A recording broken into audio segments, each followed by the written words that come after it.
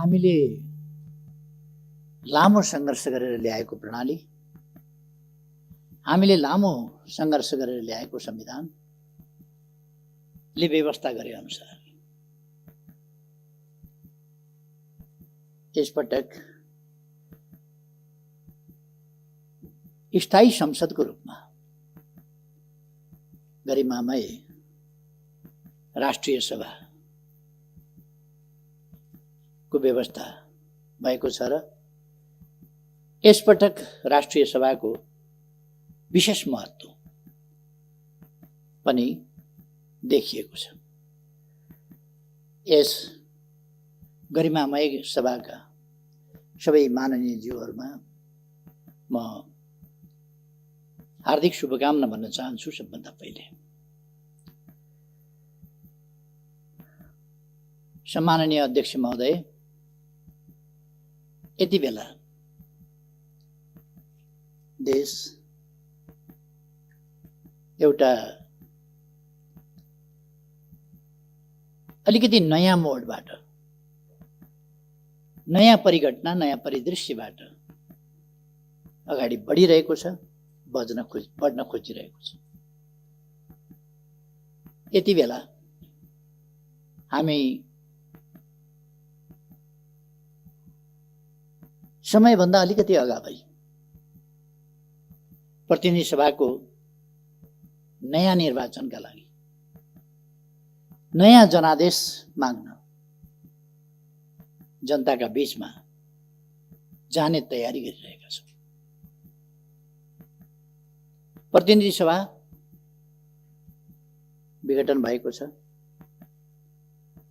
र देश अब निर्वाचनतर्फ, आम निर्वाचनतर्फ, प्रतिनिधि सभाको निर्वाचनतर्फ उन्मुख भएको छ। हामीले सोचेका थियौँ प्रतिनिधि सभा 5 वर्ष चल्नेछ र यसमा बिना विग्रह प्रतिनिधि सभाले आफूलाई लगातार देश र जनताको सेवामा, संविधानको रक्षा र कार्यान्वयनको सन्दर्भमा, संघीय लोकतान्त्रिक गणतन्त्रको रक्षा र कार्यान्वयनको सन्दर्भमा बिना व्यवधान काम गर्न पाउनेछ र हामी त्यसरी काम गरेर अगाडि जानेछौँ भन्ने हामीले सोचेका थियौँ। मैले पनि त्यही सोचेको थिएँ।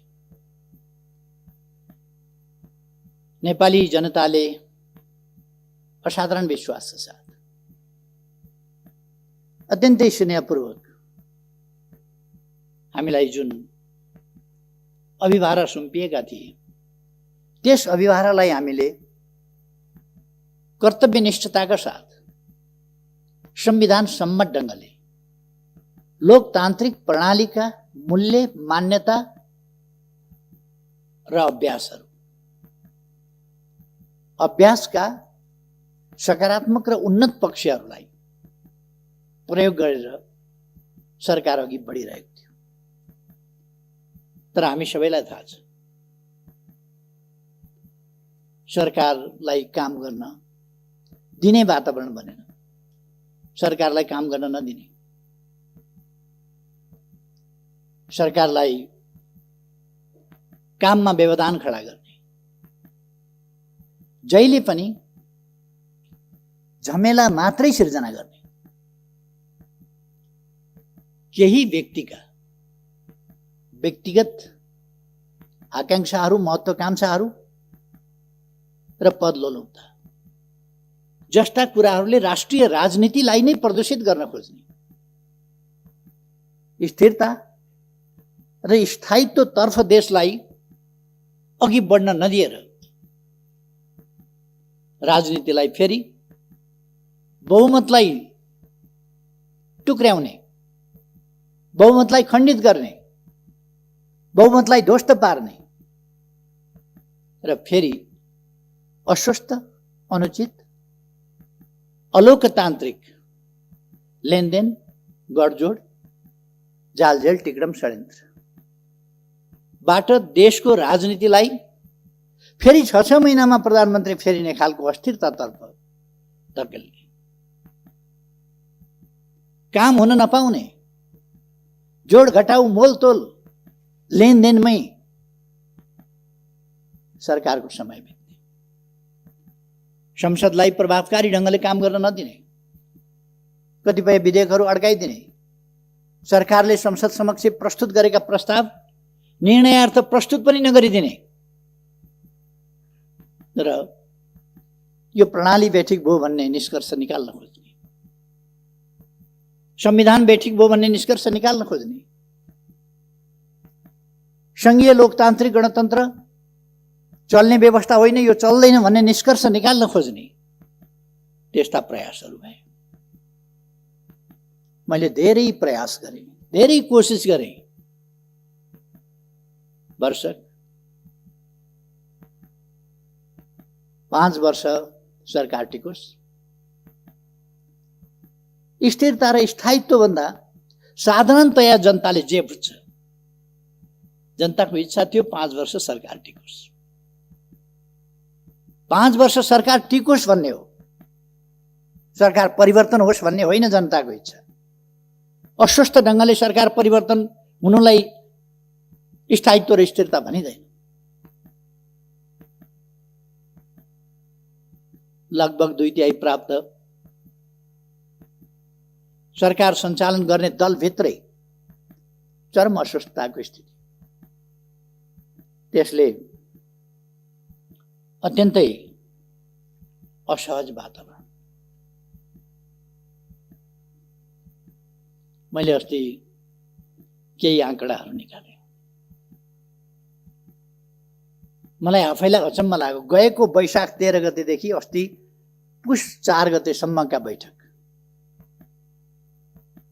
हेर्दा गुटका बैठक, पार्टी विरुद्ध पार्टीलाई कमजोर पार्ने, गुटमा विभाजित गर्ने त्यस्ता बैठकहरू मात्रै एउटै नेताको घरमा 280 वटा बैठक, वैशाख 13 गतेदेखि पुष 4 गतेसम्म 280 वटा बैठक बसेका रहेछन्।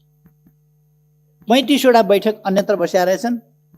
2 जना 3 जनाका गुटगत भेटघाट आदिको गिन्ती नगरौँ, त्यस प्रकार भएका थिए र देशलाई अस्थिरतामा लान प्रयासहरू भए। त्यस्तो गर्नु किन परेको थियो? त्यसका पछाडि कुनै जेन्युन कुनै कारण छ? हामीले यस सरकारले विकास निर्माणका कामहरूलाई तीव्रताका साथ अगाडि बढाएको थियो। मैले भन्ने गरेको छु, अघिल्लो पल्ट शिलान्यास गरेर छोडेको रानी पोखरी शिलान्यास गरेको इटा ढुङ्गामा लेउ लागिसकेका थियो, धुलोले पुरिने अवस्थामा थियो, केही पनि काम भएको थिएन, सिनको भाँचिएको थियो। अहिले यस अवधिमा हामीले रानी पोखरी तयार गरेर त्यसको उद्घाटन पनि गर्यौं। 7 लाख घरहरू, भूकम्पबाट क्षतिग्रस्त घरहरू, 7 लाख घरहरू निर्माण गरेर जनतामा वितरण गरियो। विभिन्न ऐतिहासिक, सांस्कृतिक सम्पदाहरू, धरोहरहरूको पुनर्निर्माण भयो र लगभग ठुलो प्रतिशतमा निर्माणको काम सम्पन्न भएको छ। केही ढिलो हुने कामहरू खोप्न पर्ने, उस्तै सामग्री तयार गर्नुपर्ने, कालीगढहरूको अभाव, तिनलाई तालिम दिनुपर्ने जस्ता कुराहरूले गर्दा केही ढिलो हुनु बेग्लै कुरा, नत्र काम तीव्र गतिका साथ अगाडि बढेको छ र त्यो साथीहरूले अनुमान गर्नुभएको छ, देख्नु भएको छ। अनुमान भन्दा पनि तपाईहरुले अनुभव गर्नुभएको छ, त्यो देख्नु भएको छ। त्यसर्थ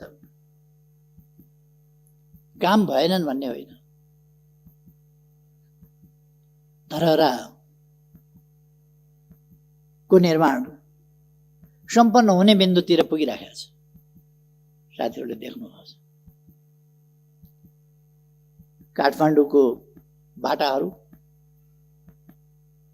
काठमाडौँ शहरको ब्युटिफिकेसन, सौन्दर्यीकरणदेखि लिएर अरू कामहरू देख्नुभएको छ। यस बीचमा यो सरकार बन्नभन्दा अगाडि तराईमा कहीँ पनि ढलको व्यवस्था थिएन। अहिले 100 किलोमिटर ढलको व्यवस्था गरिएको छ र तराईका सहरहरू सफा राख्ने काम भएको छ। विराटनगर, जनकपुर, अनेक सहरहरूमा ढलको कामहरू विस्तार भएको छ। गएको आर्थिक वर्षमा मात्रै लगभग 6000 हेक्टर जमिनमा थप सिँचाइको प्रबन्ध भएको छ। विद्युतीकरण 92% भन्दा बढी विद्युतीकरण भएको छ विभिन्न ढङ्गले। सडकहरू गएको एक आर्थिक वर्षको कुरा गर्ने हो भने कोभिडले 4 महिना, अन्तिमका 4 महिनाहरू कोभिडले बर्बाद गर्यो, तैपनि 979 किलोमिटर सडक कालोपत्र गएको वर्ष मात्रै भएको छ। जम्मा 4500 भन्दा बढी किलोमिटर कालोपत्र भएको छ। 4 लेन, 4 लेन र 6 लेनका बाटा काफी कामहरू भएका छन्। कृषिको आधुनिकीकरणको सम्बन्धमा, व्यावसायिकीकरणको सम्बन्धमा कामहरू भएका छन्।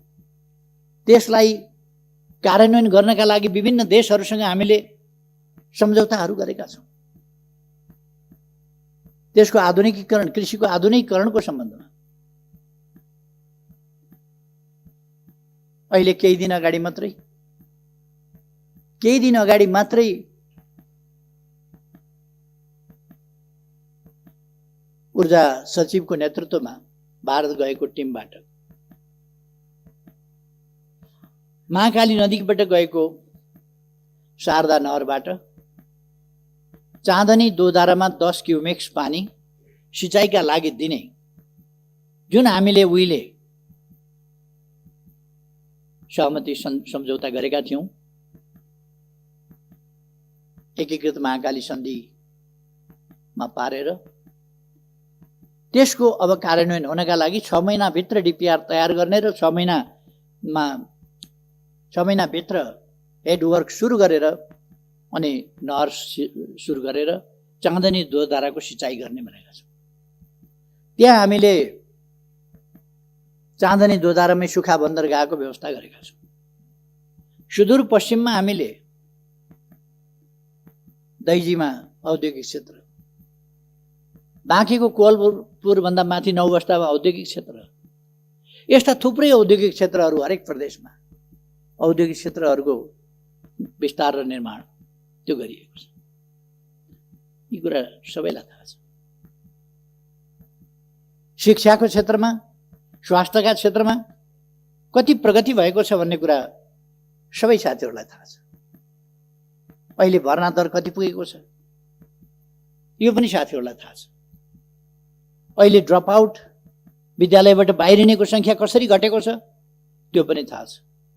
छात्रा र छात्राहरूको अनुपात बराबरीको स्थितिमा पुगेको छ।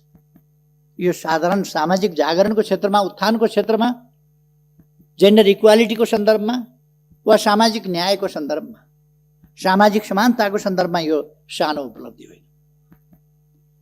पिछडिएका क्षेत्रहरू, पिछडिएका जाति समुदायका बालबालिकाहरूको पढाइ, यसमा के परिवर्तन आएको छ र त्यस सम्बन्धमा सरकारले के गरेको छ भन्ने कुरा सबैलाई थाहा छ।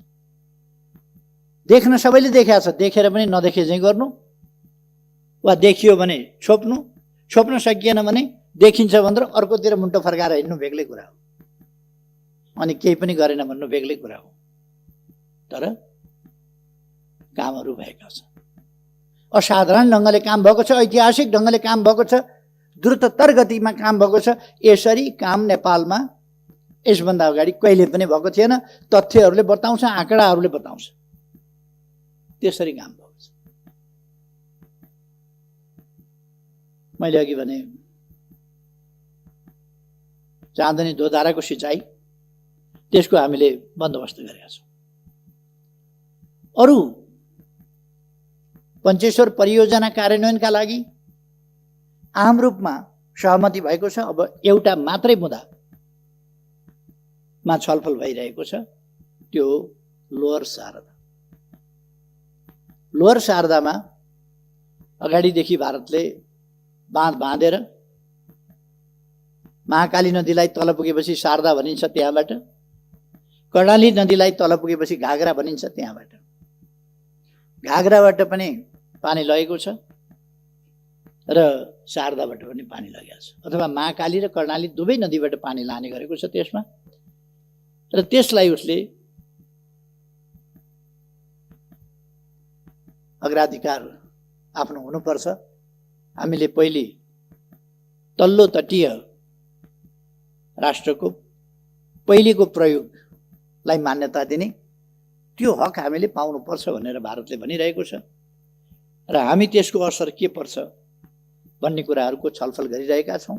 यो एउटा छलफलको विषय चलिरहेको छ। अरू विषयहरू लगभग मूल विषयहरू टुङ्गिएका छन्। तसर्थ हामी विभिन्न ढङ्गले अगाडि बढेका छौँ। कतिपय मानिसहरूले मलाई सोध्ने गर्छन्, तपाईँ प्रधानमन्त्री भएपछि भारतसँगको सम्बन्धमा व्यापक छलफल किन हुन्छ, बेसरी बहस किन हुन्छ, तपाईँ प्रधानमन्त्री भएपछि नै किन हुन्छ? म प्रधानमन्त्री भएपछि नै किन हुन्छ भने म भारतसँग साँचो अर्थमा मित्रता गर्न चाहन्छु, मित्रता बढाउन चाहन्छु, मित्रतालाई सही अर्थमा गहिराईमा पुर्याउन चाहन्छु, व्यापक बनाउन चाहन्छु, उचाइमा लान चाहन्छु, नयाँ उचाइमा पुर्याउन चाहन्छु। त्यो असमानताका आधारमा हुँदैन, सोभरेन इक्वालिटीका आधारमा नै दुई देशका बीचको सम्बन्ध सुदृढ हुने हो, वास्तवमा मनदेखिको मित्रता हुने हो। हाम्रो भूभाग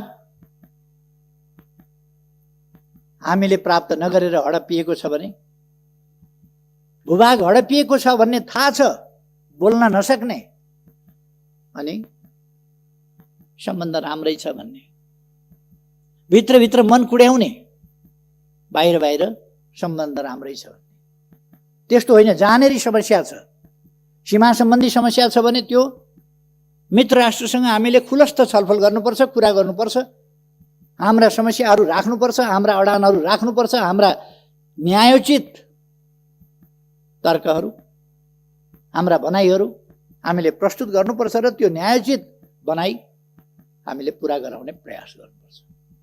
त्यसकारण छलफल हुन्छ।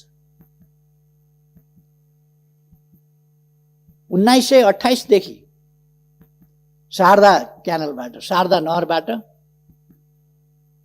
उत्तराखण्ड र उत्तर प्रदेशको सिँचाइका लागि पानी गइराखेको छ 1928 देखि। अब 92 वर्षबाट 93 वर्षबाट हाम्रो खेतको सिरानबाट हाम्रो आधा हक भएको खोलाबाट पानी लगिएको छ। हाम्रो भूमि बाँझै छ, त्यो भूमिमा सिँचाइ हुनुपर्छ भनेर बोल्न नसक्ने, अनि त्यो भूमिमा सिँचाइ हुनुपर्छ भनेर वार्ता गर्दा तपाईँकै पालामा बहस किन हुन्छ? बढी बोलेर सम्बन्ध बिगार्यो भन्ने, अनि मुख ढालेर बस्ने, हाम्रो खेत बाँझो हुने, हाम्रो पानी हाम्रो खेतको सिरानबाट जाँदा हामीले हाम्रा खेतमा पानी चाहियो भन्न नसक्ने, अनि सुमधुर सम्बन्धका लागि चुप लागेर बस्नुपर्छ भन्ने, खेत बाँझै राख्ने, मौका मिले राष्ट्रवादका ठुला गफ पनि गर्ने, यो खालका कुराहरू अन्त्य गर्नका लागि हामीले मित्रतापूर्ण ढङ्गले कुराहरू अगाडि बढाएका छौँ र सफलता पनि प्राप्त गरेका छौँ। केही मानिसहरूलाई लागेको थियो हाम्रो भूभाग सामेल गरेर दोधारा चाँदनी, के अरे लिम्पियाधुरा, लिपुलेख र कालापानी हाम्रा भूभाग सामेल गरेर नक्सा प्रकाशन गरेपछि अब सम्बन्धहरू बिग्रिन्छन्, बिग्रिए भनेर बिग्रिँदैन। हामीले अर्काको भूमि क्लेम गर्यौँ भने, अर्काको भूमिमा दाबी गर्यौँ भने सम्बन्ध बिग्रिन्छ। हाम्रो भूमिमा, सही भूमिमा दाबी गर्यौँ भने, सुगौली सन्धिबाट हामीले प्राप्त गरेको त्योभन्दा उताको त हामीले छोड्नु पर्यो। त्योभन्दा अगाडि कुमाऊँ गढवालसम्म हाम्रो थियो, तर सुगौली सन्धि हामीले गरेपछि महाकाली पूर्वको मात्रै हाम्रो भूभाग भयो। 1816 देखि। त्यही पनि त्यसपछि 146 वर्षसम्म हामीले त्यसलाई बोक्चलन गरिरहेका थियौँ। 146 वर्षसम्म बोक्चलन गरेका थियौँ। तर गत 58 वर्षदेखि हाम्रो भूभाग भारत र चीनको लडाईँका बेला भारतीय फौज कालापानीमा आएर बसेपछि नेपालका शासकहरूले बोल्न सकेनन्। लिपुलेख र लेम्पियाधुरा त्यसको पारिपट्टि पर्यो, कालापानीमा फौज छ। त्यसो भएर हामीले सुगौली सन्धि भन्दा पछि 146 वर्षसम्म हामीले उपभोग गरेको हाम्रो भूभाग हाम्रो नक्साबाट पनि गायब गरिएको थियो। त्यसकारण हामीले हाम्रो नक्सामा सामेल गर्यौं, संविधानमा राख्यौं र अब तत्सम्बन्धमा मित्रतापूर्ण ढङ्गले प्रमाण तथ्यका आधारमा छलफल हुँदैछ र हामी त्यो भूभाग कायम गरेर छोड्छौं। हाम्रो स्वामित्वमा, हाम्रो अधीनमा, नक्सामा मात्रै होइन, व्यवहारमा हाम्रो भूमि हामी कायम गरेर छोड्छौं। कतिलाई त्यसले छटपटी भयो, नक्सा छापियो, भूभाग सामेल गरेर आफ्नो वास्तविक भूमि सामेल गरेर नक्सा छापियो। त्यो नक्सा छापिएपछि संविधान संशोधन भयो। हाम्रो निशान छापमा त्यसलाई सामेल गरियो, संविधानको अङ्ग बनाइयो। यी सबै कुराले कतिपयलाई छटपट्यो। पहिलोपल्ट संविधान जारी गर्न पहल गरे बापत, संविधान दृढतापूर्वक जारी गर्न अगुवाई गरे बापत, त्यस बापत लगाइएको नाकाबन्दीको दृढतापूर्वक सामना गरे बापत, एउटा देश बेष्टित नेपाललाई अर्कोतिरबाट पनि यातायात र पारवहनको सन्धि गरेर भूपरिवेष्टित होइन, भूजडित देशको रूपमा परिवर्तन गरेपछि, माथि उठाएपछि, उत्तरी सिमानाका पनि थुप्रै नाकाहरू खोलेर हाम्रो उत्तरी क्षेत्रको जनजीवनलाई सहज सरल बनाउने अभियान सुरु गरेपछि, यस्ता थुप्रै कामहरू भएपछि हामीले रेल, पानी जहाज, जलमार्ग आदि समेतको उपभोग गर्ने भएपछि, संसद भवन पनि बनाउँछु भनेपछि, मन्त्री क्वार्टर पनि पुरानो भयो त्यसलाई पनि व्यवस्थित गर्छु भनेपछि, सांसद क्वार्टरहरू पनि बनाउँछु भनेपछि, सभा हलहरू पनि काठमाडौँमा बनाउँछु भनेपछि, लुम्बिनीमा बेग्लै परिवर्तन ल्याउँछु भनेपछि, लुम्बिनीमा 5000 अट्ने ध्यान केन्द्र र सभा हल निर्माण गर्छु भनेपछि, लुम्बिनीको उराट लाग्दो सिसौ गारीलाई एउटा बगैँचाको रूपमा परिणत गर्छु, बुद्ध भूमिको रूपमा भनेपछि, लुम्बिनीको एयरपोर्ट शीघ्र तयार गरेर त्यसलाई एउटा बुद्ध मार्गीहरूको, बुद्ध धर्मावलम्बीहरूको र अरूको समेत पर्यटकहरूको एउटा महत्त्वपूर्ण आगमन स्थलको रूपमा विकास गरेपछि, राजमार्गबाट सदरमुकाम र सीमासम्म 6 लेनका बाटाहरू, कहीँ 4 लेनका बाटाहरू निर्माण गर्ने भनेपछि, शहरीकरणको अभियानलाई तीव्र गतिका साथ अगाडि बढाएपछि, जनताका सुविधाका निम्ति अनेक कामहरू गरेपछि, आत्तिएर त्यस बेला पनि त्यो सही गठबन्धन तोडेर अर्कातिर हाम फाल्ने काम भएको थियो र त्यो सरकार ढाल्न पर्ने कारण कसैले बताओस्। त्यो सरकार ढाल्न पर्ने उचित कारण के थियो? थियो कारण सही नसक्नु भएको विकास निर्माणले गर्दा, देशले छलाङ मारेकोले गर्दा भन्दा क्रमभङ्ग त भएको थियो नि, छलाङ त मारेको थियो नि, तर त्यसले महाविपत्तितिर देशलाई लगेका थिएन, त्यसकारण आपद पर्यो र त्यो सरकार ढालिएको थियो। यसपल्ट पनि विकास निर्माणका कामहरू तीव्रताका साथ हुँदैछन्। तातो पानी बाटो बन्दैछ केरुङतिर, अब टनेल बाटो पनि जाने, टनेल मार्गको पनि सर्वे भइरहेको छ। टनेल मार्गबाट पनि हामी केरुङ जान्छौँ र 1 घण्टाभित्र अब चिनिया बोर्डरमा जान्छौँ। कुनै पनि समयमा आवागमन अवरुद्ध नहुने किमाथाङ्काको बाटो हामी तयार गर्दैछौँ। ओलाङचुङ घोलाको बाटो हामी तयार गर्दैछौँ। महाकाली करिडरको बाटो हामी तयारी गर्दैछौँ। महाकालीको पुल तपाईँहरूले हेर्नुभएको होला, निर्माण भइसक्न लागेको छ, आधाभन्दा बढी निर्माण भइसकेको छ। स्ल्याबहरू हाल्ने सबै अलिकति केही कामहरू बाँकी छ, त्यो पनि तयार हुन लागेको छ। झोलुङ्गे पुलले विस्थापित गर्ने तुइनहरूलाई टायरबाट तर्न पर्ने, दुःखद स्थितिको अन्त्य गर्ने, तुइनबाट तर्न पर्ने महाकालीको स्थितिलाई अन्त्य गर्नका लागि त्यहाँ पुलहरू बनेका छन्। अनि छटपट्टिको के भनेर आलोचना गर्ने होला,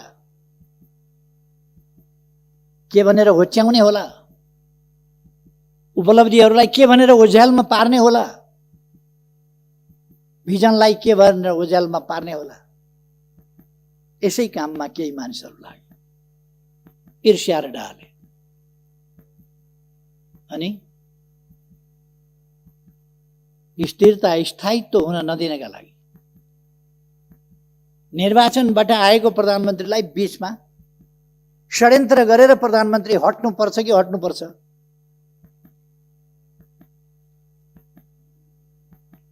म धेरै केही नभन्नु,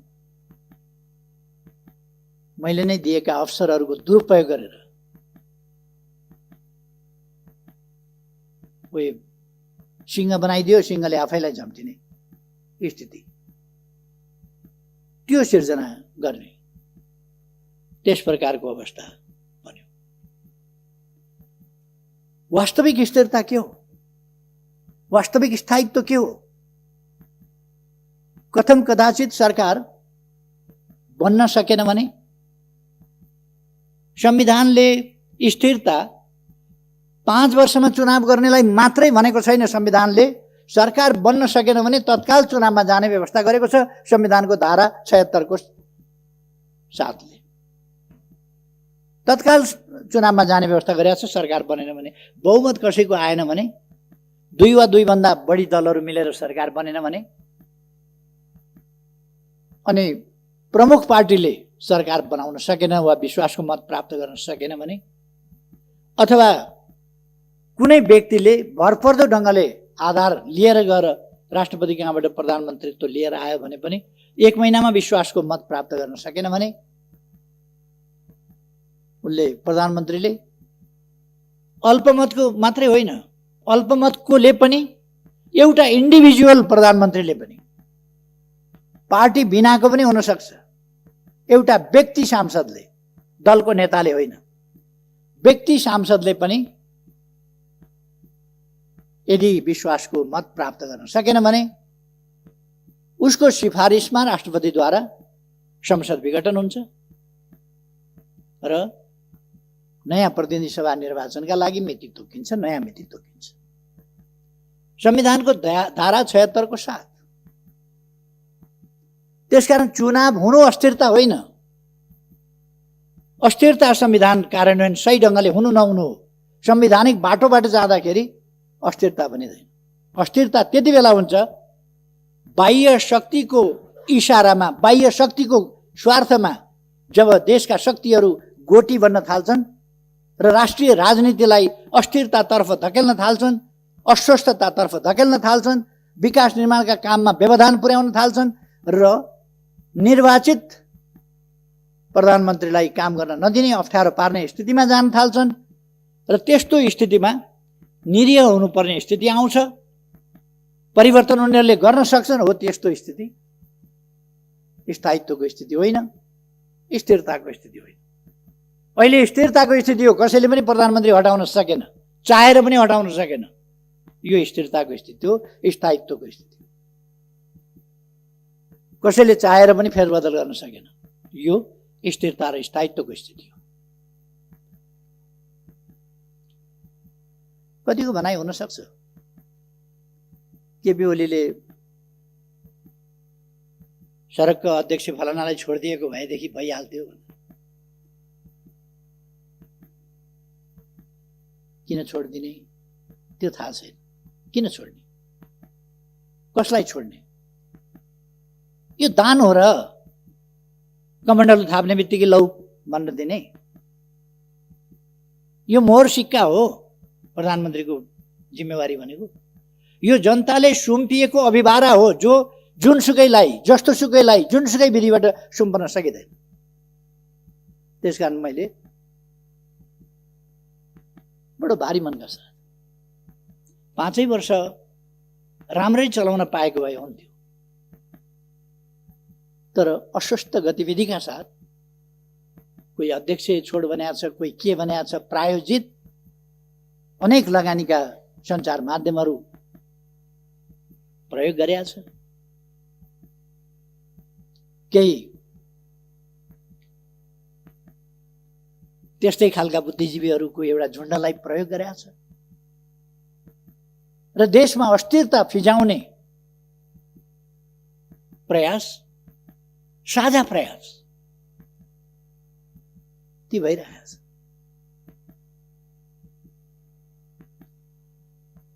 तपाईहरु यसै हेर्न सक्नुहुन्छ।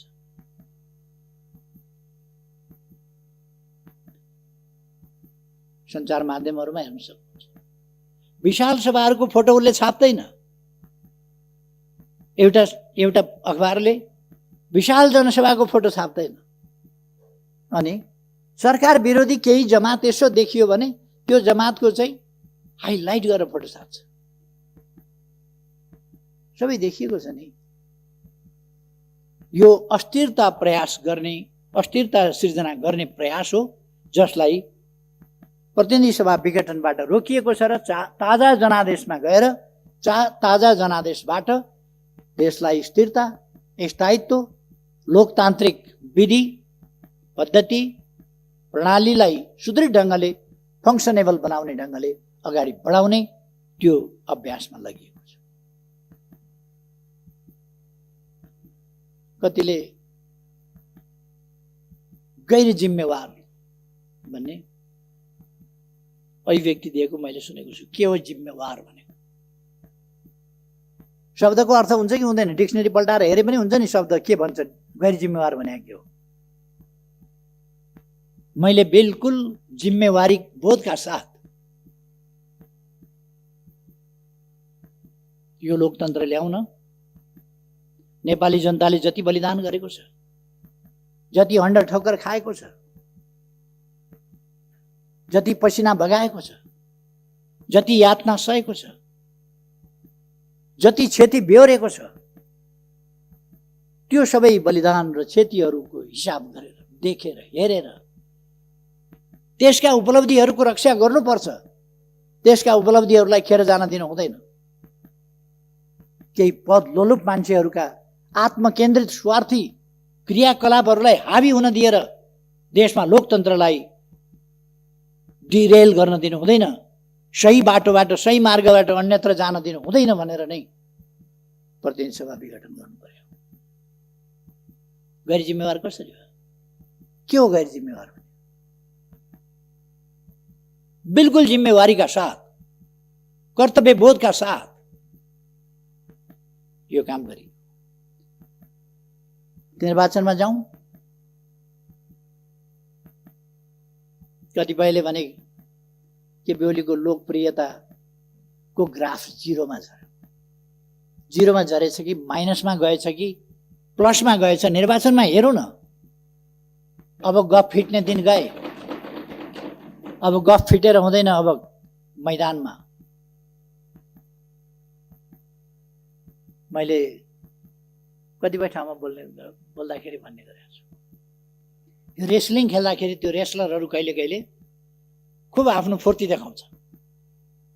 फुर्ती देखाएर खेल्नु कता छ त्यो बेल्ट चाहिँ पहिले लिएर यस्तो गरेर आफूले लगाइटो खोल्छ अनि रेफ्रीले त्यो बेल्ट खोसेर पछि जित्यो भने लाउला भनेर राख्छ।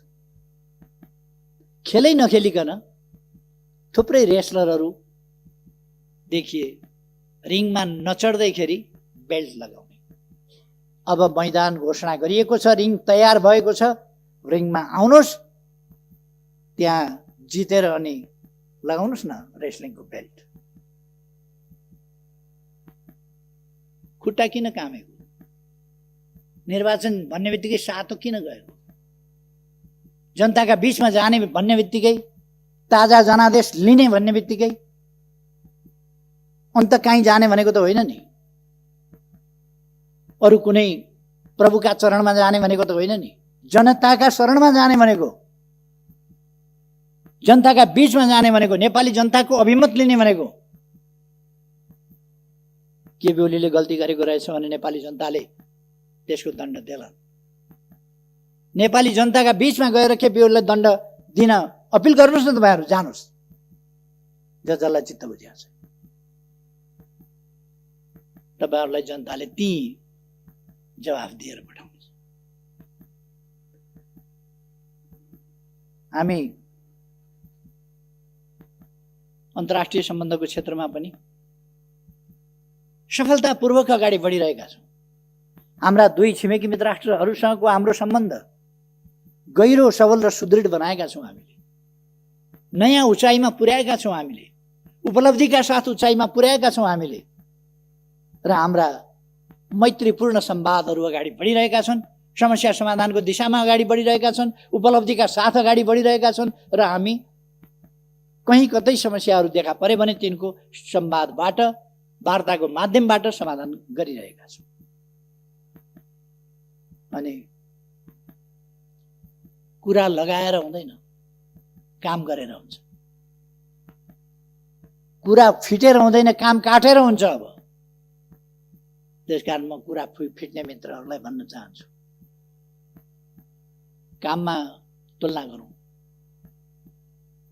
कुनै पनि समयका कुनै पनि सरकार, कसैको पनि नेतृत्वको सरकार भन्दा, कुनै पनि अवधिको भन्दा यति बेलाका कामहरूको तीव्रता।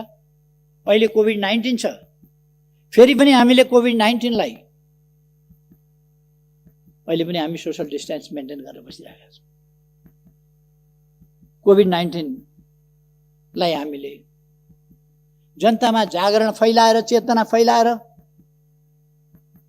सामाजिक दूरी कायम गर्न आग्रह गरेर, हात धुन अनिवार्य, हात धुन आह्वान गरेर, मास्क लगाउन आग्रह गरेर र विभिन्न जडीबुटी जन्य कुराहरूको प्रयोग गर्न, तातो पानीले घाँटी नाक मुख सफा गर्न सिकाएर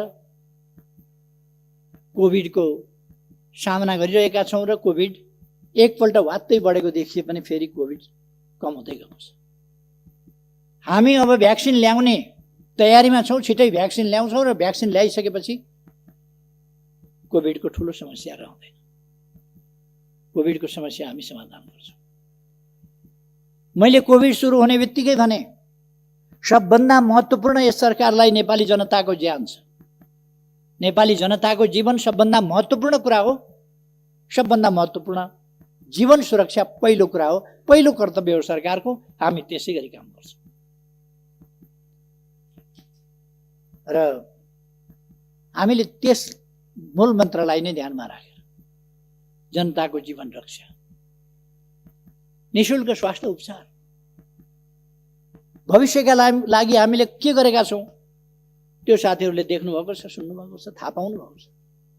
एकै दिन हामीले 396 अस्पतालहरू शिलान्यास गर्ने कार्यक्रम राखेका थियौँ, तर विभिन्न कारणले अर्को दिन गर्नु पर्यो, केही ठाउँहरूमा तयारी नपुगेर 309 स्थानमा एकै दिन 309 स्थानमा हामीले शिलान्यास गर्यौँ अस्पतालहरू। नेपालको इतिहासमा यस्तो रेकर्ड खोज्नुहुन्छ? एक दिनमा होइन, वर्ष दिनमा 309 अस्पताल शिलान्यास भएको कुनै वर्ष देखाउनुहुन्छ? तर अहिलेको सरकार एकै दिनमा 309 अस्पताल शिलान्यास गर्छ। 1 वर्षमा कसैले गरेको थियो? अनि यी कुराहरू त गर्न भएन। अनि जनताले नबुझ्ने, जनताका सरकार नभएका, विधि पद्धति के बुझ्ने जनताले? पद्धति न पद्धति लाउन हुन्छ न पद्धति खान हुन्छ। बिचरा जनतालाई सुनाइदिएको छ विधि पद्धति। रोजगारीका कुरा गरौँ, गरिबी हटाउने कुरा गरौँ, खानाका कुरा गरौँ, वस्त्रका कुरा गरौँ, आवासका कुरा गरौँ, छोराछोरी पढाउने कुरा गरौँ, बिरामी हुँदा उपचार गराउने कुरा गरौँ, जनताका अधिकारका कुरा गरौँ, समानताका कुरा गरौँ, हिमाल पहाड तराई सबै क्षेत्रको उत्थानका कुरा गरौँ, पूर्व पश्चिम मेची महाकाली सबै ठाउँको उत्थानका कुरा गरौँ, सबै जातिका सबै भाषा बोल्ने, सबै आस्था विश्वासका जनता, सबै पेशा व्यवसायका जनताको उत्थानको कुरा गरौँ।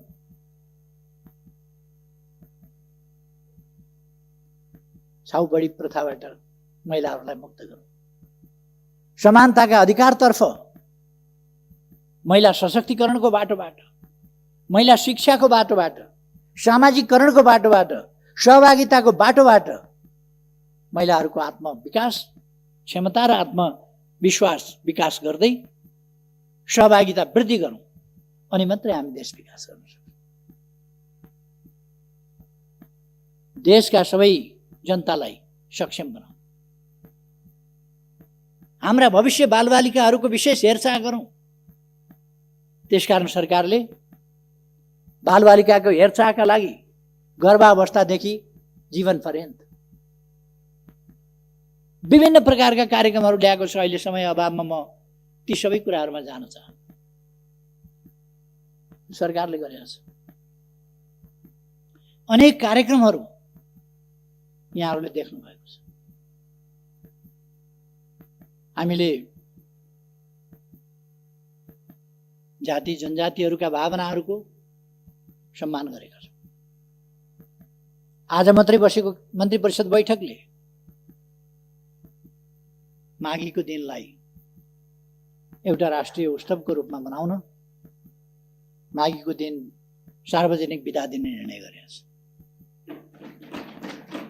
यो खाली थारू जातिको लागि मात्रै होइन, अरू अनेक जात जातिहरूका लागि माघे संक्रान्ति सबैले मनाउँछ। र थारू जातिका लागि, अरू कतिपय जातिहरूका लागि यो विशेष चाड हो, विशेष पर्व हो। त्यसकारण हामीले माघीको बिदा गर्न गएका छौँ। अथवा जनताको भावनाप्रति, जनताका समस्याप्रति, जनताको आस्थाप्रति यो सरकार अत्यन्तै संवेदनशील छ, सजग छ र त्यसमा क्रियाशील पनि छ। तसर्थ म आग्रह गर्न चाहन्छु, कुनै भ्रममा पर्नुपर्ने जरुरी छैन।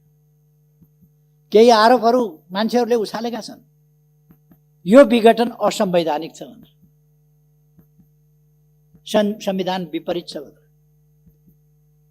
त्यस्ता मान्छेहरूलाई म संविधान राम्ररी पढ्न सुझाव दिन चाहन्छु। कमसेकम संविधान पढ्नुहोस् अनि संविधान सम्मत छ कि छैन भन्ने बहसमा उत्रिनुहोस्। संविधान सम्मत छ कि छैन भन्ने कुरा आग्रहपूर्ण ढङ्गले सम्मानित सर्वोच्च अदालतलाई दबाव दिने ढङ्गले, स्वतन्त्र ढङ्गले न्याय निरूपण गर्न बाधा पुर्याउने हिसाबले काम भइरहेका छ। कुनै अधिवक्ता प्रधान न्यायाधीशलाई वर्तमान र भविष्य सम्झिएर फैसला गर्नुहोस्, यो भनेको धम्की होइन। वर्तमान र भविष्य सम्झिएर फैसला गर्नुहोस् प्रधान न्यायाधीशलाई भन्ने एउटा वकिल। अराजकताको पनि हद हुन्छ। केही वर्ष न्यायालयमा जागिर खाने बित्तिकै अहिले पनि आफै न्यायालयमा छु भने जस्तो गरेर केही पूर्व न्यायमूर्तिहरू कस्तो न्याय दिनुभएछ उहाँहरूले आफ्ना समयमा भन्ने मलाई अचम्म लाग्छ। कस्तो न्याय दिनुभयो होला। सडकमा ओर्लिएर न्यायालयलाई, स्वतन्त्र न्यायालयलाई उहाँहरू ललकारिरहनु भएको छ। यस्तो हुन्छ, यस्तो हुँदैन। के सर्वोच्च अदालतमा वकालत नपढिकन पुग्नुभएको छ मान्छे, बिना अनुभव पुग्नुभएको छ मान्छे? के त्यो पत्रकार सम्मेलन गर्ने र वक्तव्यबाजी गर्नेहरूले मात्रै कानुन पढाएको छ, अरूले पढाएको छैन?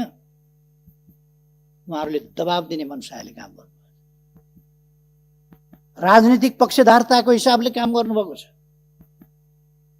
स्वतन्त्र देखिने, नागरिक समाज भनिने, बुद्धिजीवी भनिने, अनि पक्षधर्ताका साथ आफ्नो हैसियतको दुरुपयोग गरेर न्यायालयलाई दबाबमा पार्न खोज्ने। म भन्न चाहन्छु, न्यायालयले दबाबमा पर्न हुँदैन। सरकार र मैले नेतृत्व गरेको पार्टी नेकपा, त्यसले अदालतको स्वतन्त्रता, स्वतन्त्र न्यायपालिका, शक्ति पृथकीकरणको सिद्धान्त त्यसलाई मान्दछ, त्यसलाई कदर गर्छ, सम्मान गर्छ। अहिलेको संविधानले संवैधानिक विषयहरूमा संवैधानिक इजलास गठन गरेर त्यसबाट फैसला हुने भनेको छ। अब त्यसबाट गर्न पाइँदैन भनेर एक थरी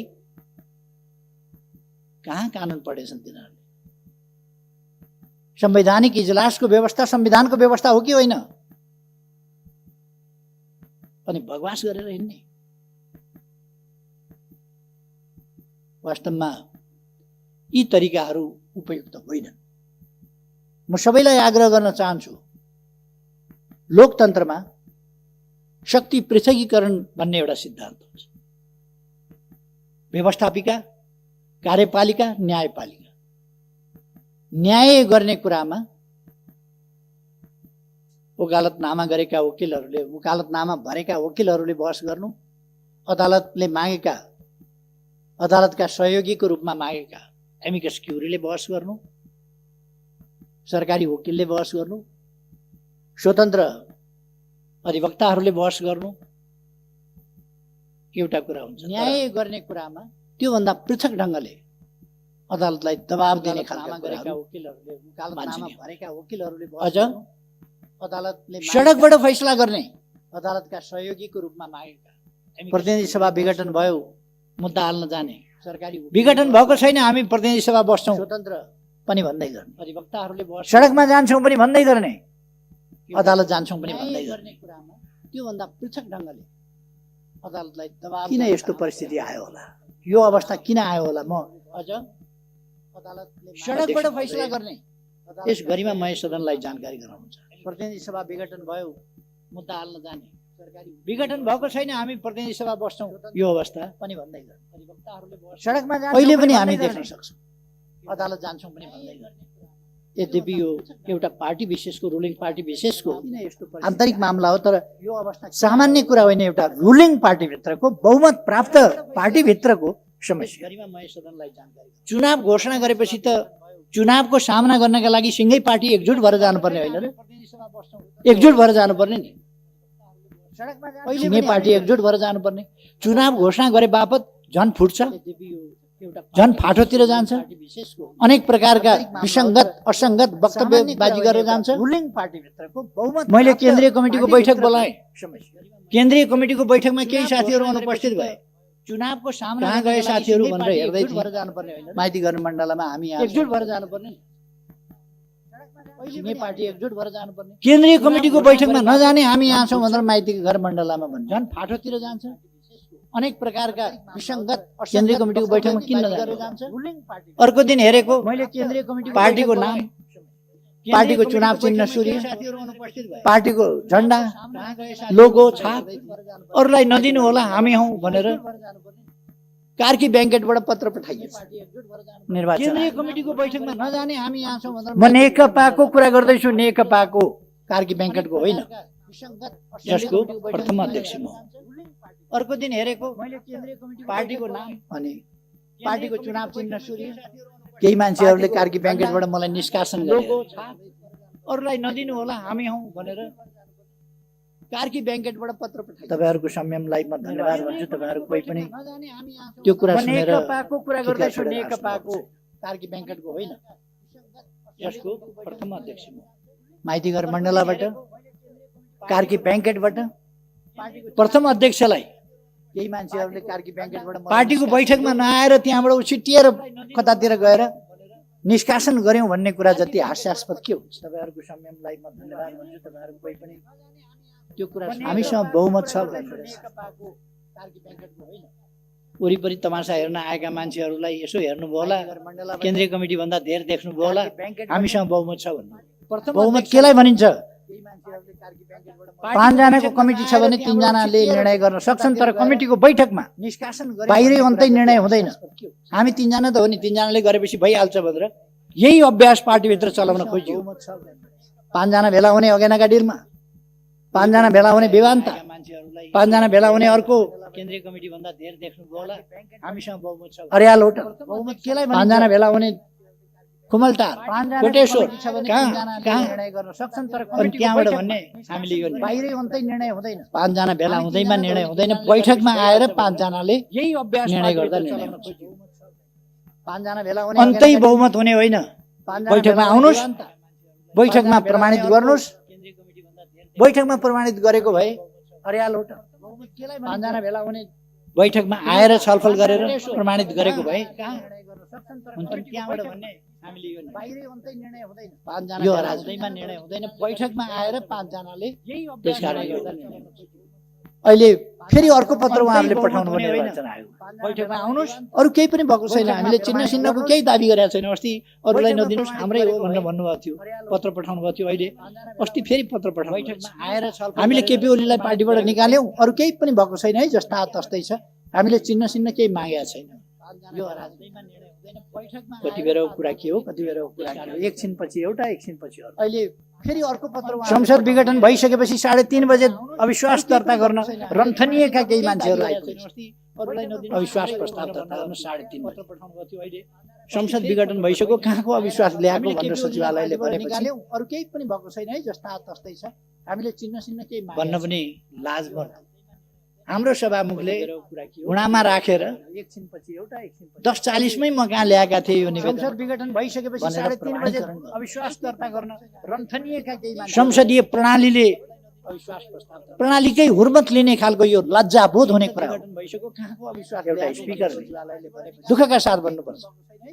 यस्तो झुटो प्रमाणीकरण गर्नुहुन्छ भन्न पनि लाज पर्छ। हाम्रो सभामुखले घुँडामा आइन्दा यस्ता गल्तीहरूबाट जोगिनुपर्छ। 10:40 मै यस्ता गल्ती सच्याउनुपर्छ।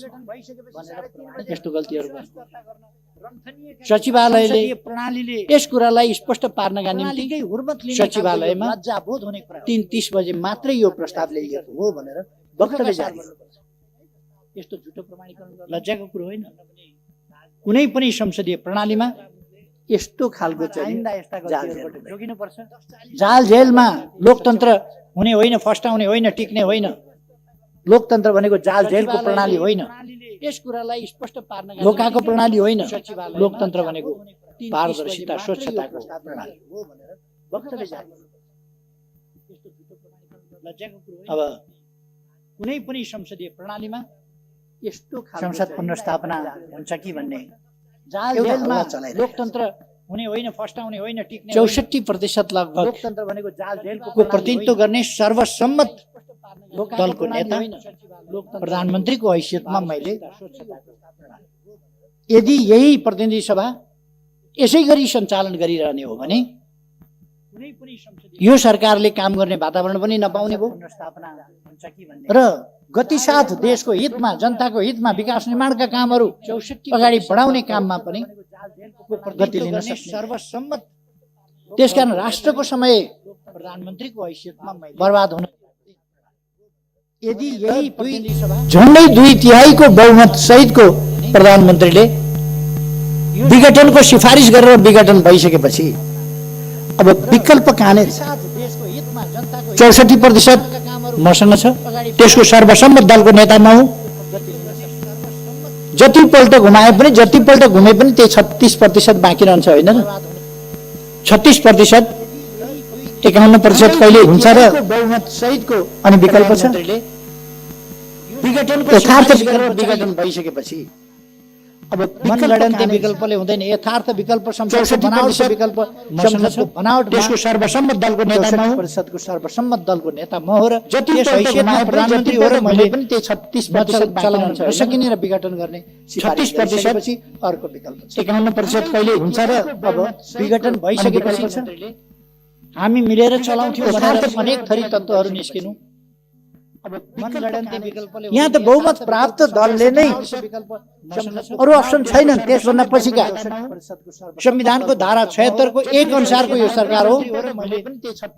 2 को अप्सन आउँदै आएन।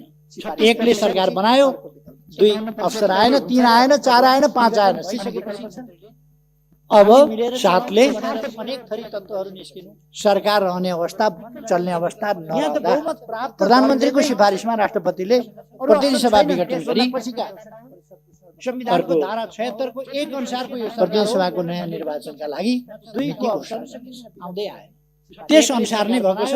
संविधान सम्मत कसरी भएन, 3 आएन, 4 आएन, पुनर्स्थापना कसरी हुन्छ, पुनर्स्थापना केका लागि हुन्छ, कुन विकल्पका लागि हुन्छ, के देशमा अस्थिरता ल्याउनका लागि, हर्स ट्रेडिङको राजनीति फेरि सुरु गर्नका लागि, 6 महिनामा सरकार परिवर्तन गर्ने तमासा गर्नका लागि पुनर्स्थापना हुन्छ।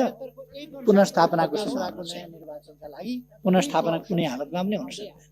त्यो संविधानले संविधान सम्मत कसरी भएन, 3 आएन, 4 आएन, पुनर्स्थापना केही मानिसहरूले संविधानमा विघटन गर्ने लेख्या छैन। कुन विकल्पका लागि विघटन गर्ने किन लेख्या छैन? धारा 76 को हर्स ट्रेडिङको राजनीति उपधारा 7 सुरु गर्नका लागि प्रधानमन्त्रीको सिफारिसमा राष्ट्रपतिले प्रतिनिधि सभा विघटन गरेर नयाँ मिति तोक्नेछ नयाँ निर्वाचनका लागि भन्ने व्यवस्था। प्रधानमन्त्रीले विघटन गर्न पाउँदैन भन्ने संविधानमा कहीँ लेखेको छ? संविधानको धारा 85 ले भन्छ, 85 ले अगावै विघटन भएमा बाहेक, अगावै विघटन हुने कल्पना त संविधानले गर्यो। उपधारा 7 अगावै विघटन भएमा बाहेक यस प्रतिनिधि सभाको कार्यकाल 5 वर्षको हुन्छ। अगावै विघटन भएमा बाहेक, अगावै विघटन हुँदाखेरि प्रधानमन्त्रीले विघटन गर्न पाउँदैन भने 3 वर्षको मात्रै पनि हुँदो रहेछ। संविधानको धारा अगावै विघटन हुँदा चाहिँ झन्डै 3 वर्षको मात्रै पनि हुँदो रहेछ। अगावै विघटन भएमा, त्यसकारण अगावै विघटन भएमा बाहेक कल्पना त संविधानले गर्यो। अर्को कुनै विकल्प अगावै विघटन भएमा बाहेक अर्को कुरा प्रतिनिधि सभाको कार्यकाल 5 वर्षको हुन्छ। देशको कार्यकारी अधिकार बाहेक अगावै विघटन यो राजनीतिक प्रश्न हो। यो संवैधानिक र कानुनी प्रश्न वास्तवमा होइन। यो राजनीतिक प्रश्न हो। देश कसरी चल्छ, कसरी चलाउनु पर्छ, यो राजनीतिक प्रश्न हो। र यस राजनीतिक प्रश्नलाई कानुनी प्रश्नको रूपमा, संवैधानिक प्रश्नको रूपमा अदालतले इन्टरटेन गरिरहनु भन्दा यसलाई केही भनिरहनु नपर्ने भनेर बर्खास्त गर्नुपर्छ, खारिज गरिदिनुपर्छ। किनभने यो पोलिटिकल डिसिजन, यो पोलिटिकल डिसिजनले पोलिटिक्सलाई संविधान सम्मत ढङ्गले लोकतान्त्रिक प्रणालीको राजनीति अन्तर्गत अभ्यासमा अगाडि जान दिनुपर्दछ। त्यसकारण यो त्यसै गरी जान्छ। यो पोलिटिकल डिसिजन हो। यो आवश्यकताको सिद्धान्त अनुसार हो। यो प्रधानमन्त्रीले संविधानका विभिन्न ठाउँमा लेखेको छ। प्रिएम्बलदेखि विभिन्न धाराहरूमा लेखिएको छ। कार्यकारी अधिकार मन्त्री परिषदमा रहनेछ र त्यसको प्रतिनिधित्व प्रधानमन्त्रीले गर्छ। मन्त्री परिषदको निर्णय र सिफारिस प्रधानमन्त्री मार्फत, यद्यपि मन्त्री परिषदको सिफारिस चाहिन्थ्यो कि चाहिँदैन थियो, तर मन्त्री परिषदको सिफारिस सहित, सर्वसम्मत सिफारिस सहित, सर्वसम्मत सिफारिस सहित केही साथीहरूले कतिको उपयुक्त हुन्छ यो विघटन, उपयुक्त होला नहोला, अलिकति छलफल मन्त्री परिषदमा 1-2 जना साथीहरूले उठाउनु भएको थियो। मैले त्यसलाई स्पष्ट पारेपछि साथीहरू सन्तुष्ट हुनुभएको थियो र सर्वसम्मतिले विघटन भएको थियो, सिफारिस भएको थियो। सिफारिस भइसकेपछि र विघटन भइसकेपछि कुन नेताले कसलाई तान्यो, कसको स्वार्थ कता गाँसियो, कसको स्वार्थमा धक्का पर्यो त्यो बेग्लै कुरा हो। त्यसर्थ यो मन्त्री परिषदको सर्वसम्मत निर्णयका आधारमा प्रधानमन्त्रीद्वारा गरिएको सिफारिसमा राष्ट्रपतिद्वारा भएको विघटन, राष्ट्रपतिको अधिकार र कर्तव्य के हो? हामीले सम्मानित राष्ट्रपति बनेका छौँ। हामीले राष्ट्रपतिमा धेरै अधिकार दिएका छैनौँ, केही अधिकार मात्र दिएका छौँ। यस संस्था वा यस निकाय वा व्यक्तिले गरेको सिफारिस भनेर तोकिएकोमा बाहेक अन्यत्र सबै काम कारबाही राष्ट्रपतिले मन्त्री परिषद र प्रधानमन्त्रीको सिफारिसमा गर्नेछ। प्रधानमन्त्रीको सिफारिसमा राष्ट्रपतिले गर्नुपर्छ। त्यो कानुन सम्मत छ कि छैन, उपयुक्त छ कि छैन, संविधान सम्मत छ कि छैन, त्यसको जिम्मेवारी प्रधानमन्त्रीले लिन्छ, राष्ट्रपतिले होइन। प्रधानमन्त्रीको सिफारिस राष्ट्रपतिले अनुमोदन गर्नुपर्छ। नेपालका कानुनविद, केही कानुनविदहरूमाथि दया लागेर आउँछ। केही दुर्मुखाहरू गणतन्त्रको सर्वोच्च संस्था, राष्ट्रको गरिमामय सर्वोच्च संस्थाको मान मर्यादामा तुलेका छन्। तिनीहरू गणतन्त्र विरोधी हुन्। तिनीहरू जनताका छोराछोरी उच्च ठाउँमा पुगेको देख्न चाहँदैनन् अनि भन्छन् केटाकेटीमा ऊ गाई भैँसी चराउँथ्यो, केटाकेटीमा धुले स्कुलमा पढ्थ्यो, केटाकेटीमा यस्तो श्रम गरेर आएको थियो, केटाकेटीमा डेस्क बेन्च पनि नभएका स्कुलमा पढेका थियो। उनीहरूको दिमागमा के छ भने सामन्तवाद। उनीहरूको दिमागमा दरबार हाई स्कुल, त्रिचन्द्र कलेज उहिले उहिले ती मात्रै थिए नि, त्यसमा पढेको हुनुपर्ने, अथवा दार्जिलिङको सेन्ट जोसेफ पढेको हुनुपर्ने, अथवा अक्सफोर्ड र अरू विश्वविद्यालय पढेका हुनुपर्ने। घाँस दाउरा गरेर उठेको हुन नहुने, गरिबको छोराछोरी माथि उठेको हुन नहुने, गरिबको छोराछोरी सांसद हुने, माननीय, गाउँको जमिनदारले पनि माननीय भन्नुपर्ने गरिबको छोराछोरीलाई। यस्तो व्यवस्था हुन्छ भन्ने तिनका दिमागमा छ। त्यसकारण गरिबका छोराछोरी माननीय भनेको उनीहरूलाई चित्त बुझ्दैन, मन पोल्छ। गरिबका छोराछोरी सम्माननीय भनेको उनीहरूलाई पोल्छ मन। उनीहरूलाई बेलायतको हाउस अफ लर्ड्स जस्तो लर्ड्स मात्रै हुनुपर्ने विभिन्न ठाउँमा यी कमन्सहरू कसरी भए, यी घाँस दाउरा गरेर हुर्किएकाहरू कसरी भए, गाई बाछा गरेर हुर्किएकाहरू कसरी भए, खेतबारी गरेर हुर्किएकाहरू कसरी भए, खाली खुट्टा पैदल हिँडेर पढेकाहरू कसरी भए, माथिल्लो ओहदामा तिनका मन पोल्छ। ती आफै पनि त्यस्तै हुन् भने पनि तिनको सामन्तवादी चिन्तन त्यसले दिँदैन। अर्को कुरा, समाज, मानव समाज भनेको सभ्य समाज हो, चेतनशील मर्यादित समाज हो। त्यहाँ संस्थाहरूको, सम्मानित संस्थाहरूको, यसै त कसैलाई पनि अपमान गर्नु, गाली बेइज्जत गर्नु हाम्रो सभ्यताभित्र पर्दैन। अझ हाम्रो सभ्यता यत्र नार्यस्तु पूज्यन्ते रमन्ते तत्र देवतावाला सभ्यता। जहाँ नारीहरूको पूजा हुन्छ त्यहाँ देवताहरू रमाउँछ। हाम्रो सभ्यता अनेक विदुषीहरूको सभ्यता हो। हाम्रो सभ्यता वीराङ्गनाहरूको सभ्यता हो। हाम्रो सभ्यता मातृदेवो भव, आमा वा महिलाहरू देवी देवता तुल्य छन् भन्ने। अब त्यो सभ्यतामाथि हमला भइरहेको छ। केही हण्डीखोर तत्त्वहरूले हाम्रो सभ्यतामाथि हमला गरिरहेका छन्, हाम्रो शिष्ट समाजमाथि हमला गरिरहेका छन्, समाजको शिष्टतामाथि हमला गरिरहेका छन्, हाम्रा विभिन्न सम्मानित संस्थाहरूमाथि हमला गरिरहेका छन्। र यो एउटा असभ्य, असहिष्णु, त्यस्तो समाज निर्माण गर्ने अथवा हाम्रो सभ्य समाजका मूल्यहरूलाई ध्वस्त पार्ने प्रयास गरिरहेका छन्। त्यस कुराबाट हामी सजग हुनुपर्दछ र हामीले जनतालाई पनि सजग गराउनु जरुरी छ। मैले अघि भने यस बीचमा विभिन्न भ्रमणहरू भएका छन्। भ्रमणहरूको आदान प्रदान भएको छ चीनसँग, भारतसँग। कसैले प्रश्न उठाउँछन् चीनको फलानु किन आयो? मित्र देशका मान्छे आउँछन्, कुरा गर्छन्, जान्छन्, भलो चिताउँछन्, जान्छन्। भारतका मान्छे किन आए भनेर सोध्छन्, आउँछन्, कुरा गर्छन्, भलो चिताउँछन्, जान्छन्, संवाद गर्छन् हामीसँग। अघि भर्खरै मैले भने परराष्ट्र सचिव नेपाल भ्रमणमा आए गए, भारतका प्रधान सेनापति आए गए, हाम्रो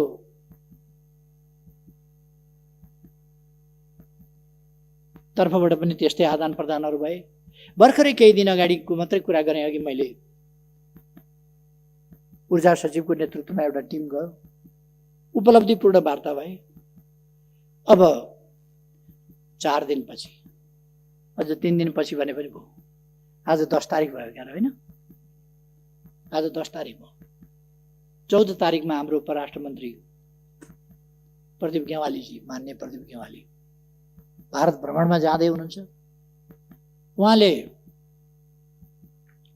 हामीले हाम्रो भूभाग समेत सामेल गरेर छापेको नक्सा अथवा नक्सामा छापिएको भूभाग समेतका विषयहरू, विभिन्न विषयहरूमा छलफल गर्नुहुनेछ र हाम्रो भारतसँगको सम्बन्धलाई अझ व्यवहारिक रूपमा सफलतापूर्वक अगाडि बढाउन योगदान गर्नुहुनेछ। हामी यसरी एउटा सफलतापूर्वक अगाडि बढिरहेको समयमा छौँ। अब निर्वाचनमा देश गइसकेका छ। म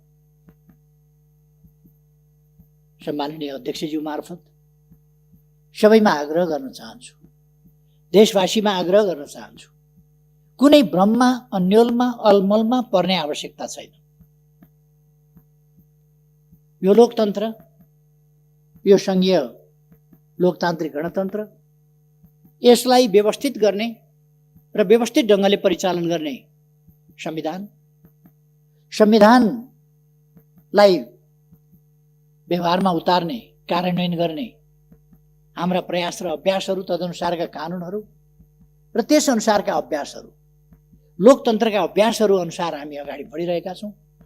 यस देशलाई हामीलाई हाम्रो राष्ट्रिय सार्वभौमसत्ता प्यारो छ, हामीलाई हाम्रो स्वाधीनता प्यारो छ, हामीलाई हाम्रो स्वतन्त्रता प्यारो छ, हामीलाई हाम्रो भौगोलिक अखण्डता प्यारो छ, हामीलाई हाम्रा राष्ट्रिय हितहरूको रक्षा गर्न अगाडि बढ्न सकेकोमा, रक्षा गरेकोमा गौरवान्वित पनि छ र हामी राष्ट्रिय स्वाभिमानलाई माथि उठाउँदै अगाडि बढाउने, देशलाई विकास गर्ने, समृद्ध नेपाल र सुखी नेपालीको राष्ट्रिय आकांक्षा पूरा गर्ने त्यस अभियानमा दृढतापूर्वक अगाडि बढेका छौँ।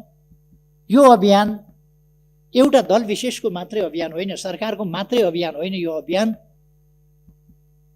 सरकार र सबै नागरिक समाज, सम्पूर्ण राजनीतिक दलहरू, सबै सङ्घ संस्था सङ्गठनहरू र सिङ्गै समाजको साझा राष्ट्रिय आकांक्षा हो समृद्ध नेपाल, सुखी नेपाल।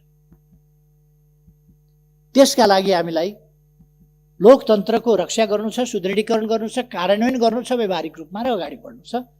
त्यही दिशामा हामी अगाडि बढिरहेका छौँ। यस दिशामा अगाडि बढ्न म सबैमा हार्दिक आग्रह गर्न चाहन्छु। भ्रम फिजाउने शक्तिहरू, अल्मल्याउने शक्तिहरू, नेपाललाई बर्बाद पार्न खोज्ने शक्तिहरू क्रियाशील छन्। तिनका भ्रमबाट मुक्त रहन म सबैमा आग्रह गर्न चाहन्छु। भ्रमबाट मुक्त रहौँ र हामी दृढतापूर्वक हाम्रो देशको स्वाभिमान, स्वाधीनता र स्वाभिमानलाई व्यवहारिक रूपमा कार्यान्वयन गर्दै र माथि उठाउँदै अगाडि बढौँ। अहिले आगामी निर्वाचनले यस सम्बन्धमा एउटा नयाँ टर्निङ पोइन्ट ल्याइनेछ। दलहरूका बीचमा शुद्धिकरण सम्बन्धी यो एउटा गम्भीर झट्का हो। यसै गरेर अहिले जसरी राजनीतिक दलहरू चल्न खोजेका छन् यसरी होइन, शुद्धिकरणका साथ राजनीतिक दलहरू अब चल्नु पर्दछ। राजनीतिक दलभित्र रहेका अस्वस्थता, अवाञ्छित गतिविधि, विचारहीनता, भिजनहीनता, गन्तव्यहीनता, स्वार्थहरूको खेल, स्वार्थहरूको लडाईँ, यसैलाई राजनीति बनाउने र जनतालाई गुमराहमा पार्ने खालका यस्ता प्रयासहरूलाई किनारा गर्नुपर्छ, असफल बनाउनु पर्दछ। र शुद्धिकरणका साथ राजनीतिक दलहरू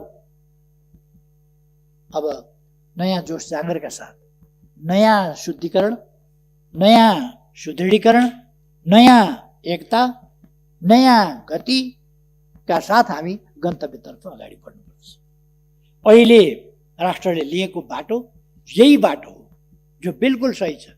आत्मविश्वासका साथ अगाडि बढ्न म आग्रह गर्न सबैलाई चाहन्छु।